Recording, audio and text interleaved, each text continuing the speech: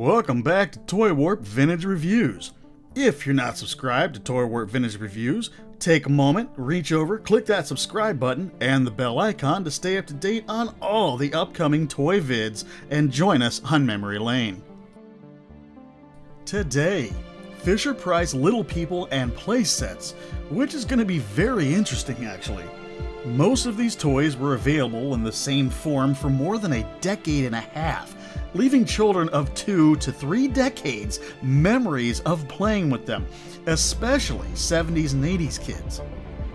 Little People were originally introduced in 1960. The early 60s versions of these toys are the most sought after by Little People collectors. However, they were short-lived, and these toys that took their place were incredibly durable and became probably the most handed-down toys in history. What makes these playsets so appealing to me was they scaled kinda well with Matchbox cars, so things like the town and the parking garage were just a blast with my little cars. So let's start going over the playsets here. We'll start off on this end with the Ferris Wheel. The Ferris Wheel is dated 1966. It sits on a masonite board, which most of them do. This board is pressed wood. It's made with a heat treatment process.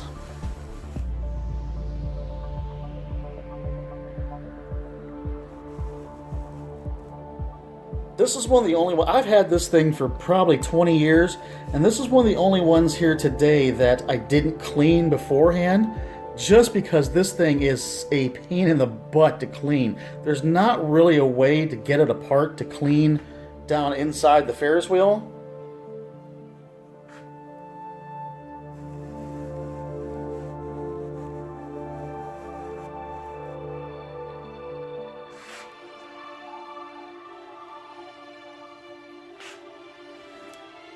And you can see the little guy moving there. It is still functional, as it makes me a liar. There we go.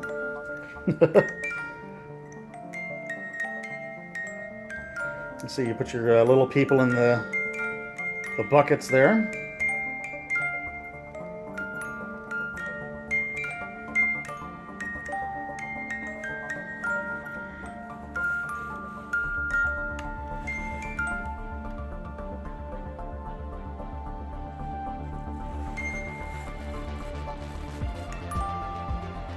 Now moving on here, I just had a couple of extra little stuff here. This is Fisher-Price. Now that's pretty old. I think I remember having one when I was a kid, and I just turned 40. So this lift actually goes to the garage. Moving on to the Jet. The Jet probably went with the Fisher-Price Little People Airport, which was awesome. I don't have one yet, but I plan on getting one. But the Jet's pretty good. Durable, again, durable plastic. These things are kind of hard to break. I've seen a few with the doors broken off. I lucked out, found this at a garage sale for like $1. The wheels are still intact. A lot of times the wheels are broken off of them. Moving on to the Fisher-Price school bus. Little People school bus. See the spots inside to set Little People. I wasn't really that interested in collecting the Little People themselves. I mean, I am now because, you know, I've got this collection started, but I was more interested in, you know, the stuff I could play with my Matchbox cars. The tug-along rope that moves the eyes up and down. As you can see, the eyes moving on the bus, so the headlights. It's actually the same eyes that were available on the pull-behind Fisher-Price phone.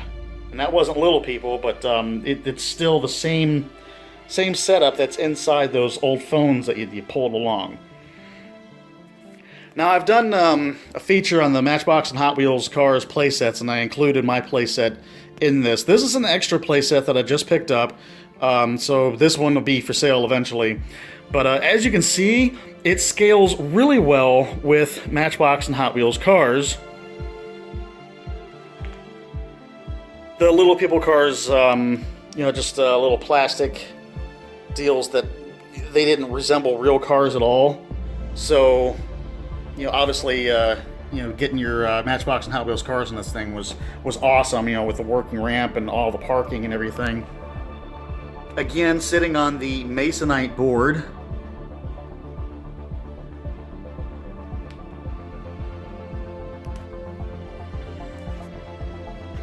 The elevator does still work.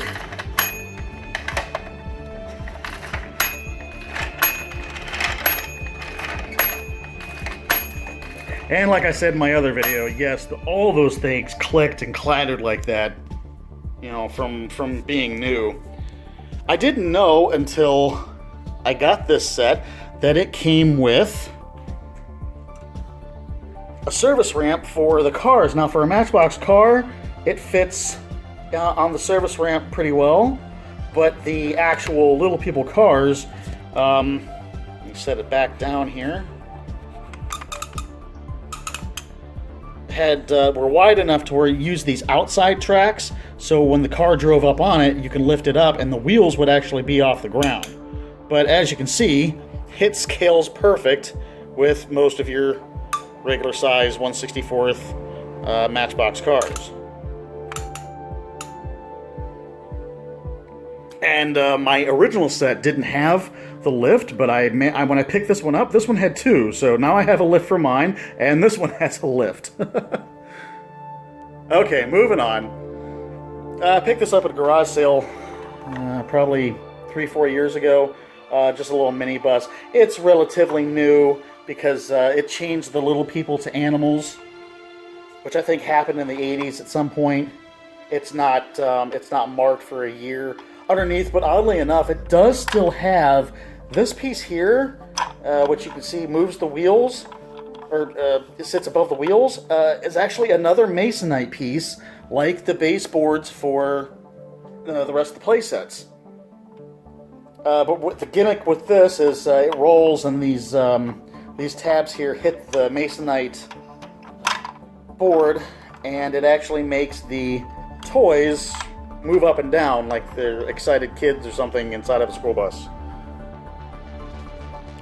Moving on to the barn. Now, the barn is really interesting because the barn was originally offered in 1967 or 68. I found some conflicting years doing the research online. I do know you can tell the early to later models by the lettering that's on the sticker up top. And this was most famous for the sound the door made when it closed and opened.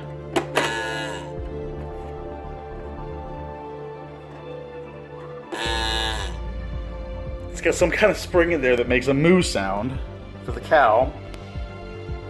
These are some of the animals that came with it. This set is not complete. It did come with a few other animals, and it came with 3 more pieces of this fencing. But again, sitting on the Masonite board, that's in really good shape for this. The silo that goes along with it has a removable top. I don't know if I can remove it with one hand. Hey, there you go. And as you can see, it's just cardboard, and it's got a metal base at the bottom, but it was good for just keeping extra stuff in. Again, as a kid, I had a Matchbox car, or some kind of larger Matchbox car that fit good in there, so I always pretended I, was having a barn find car. Because, I got cars in the brain. Now, moving on, this is a really interesting piece that I had not seen. Of course, everything in the back of the building corresponds to what's in the front of the building. Give you some steps to access the upstairs apartment, I guess.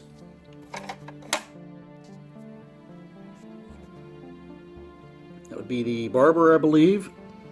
Over here is the jail, with a knob up here to open and close the door to the jail.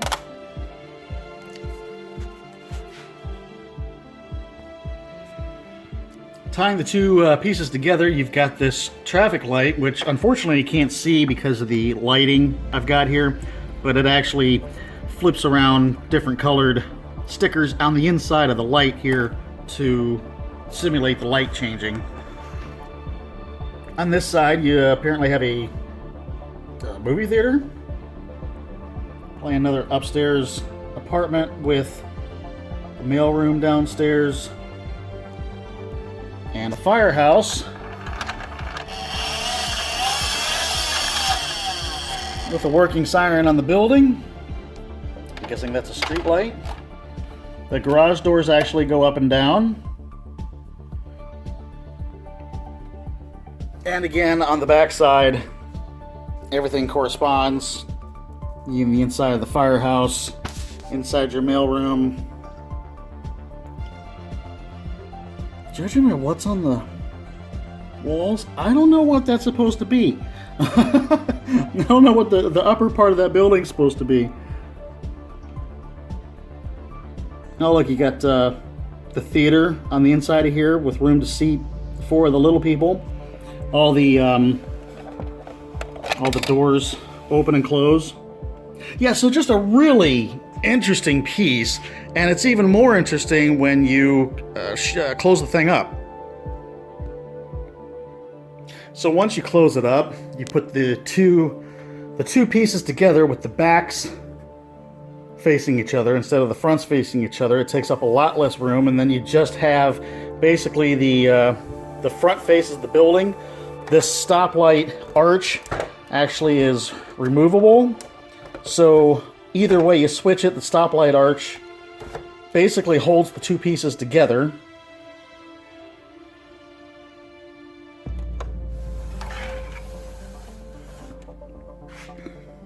And then that side as well.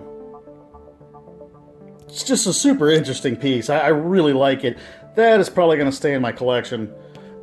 Moving on, you've got this Schoolhouse here that was really hard to find information on because I was looking at it like it was built in the 70s. It is actually dated 1986, and the version I have looks to be 88 and newer. It's 2 pieces here. This is obviously when they went to the plastic bases on stuff. So you've got a plastic base here, and then this playground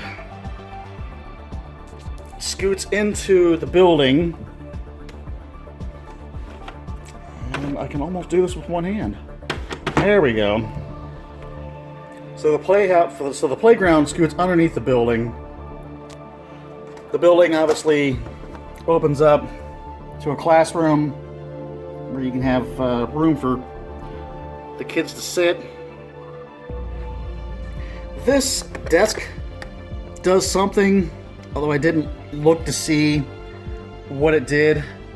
And obviously this piece has some pieces missing. I actually picked up 2 of these recently, all in one lot.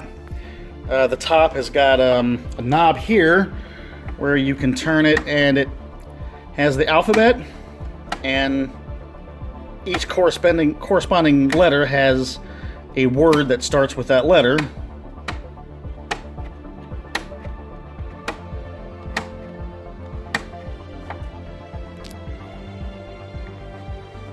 This, I think, is supposed to ring. Oh, I can't even get it to go down. I think that is supposed to ring, and it has something to do with the clock that's on the side of the school. I have no idea. Hey, you know what? Although, if you guys have information on this piece, it'd be great if you shared it. I did find a commercial for it, though I didn't take the time to watch it. The cafeteria here has something to do with scooting the little people down to this edge, and that edge leads out to the school ground playground.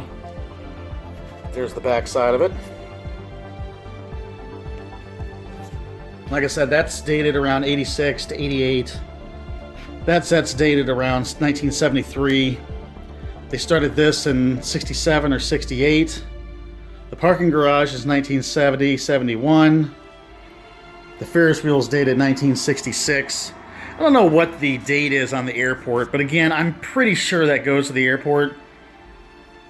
And there it is. There is the Little People playset collection that I have. Like I said, I'm still after getting an airport.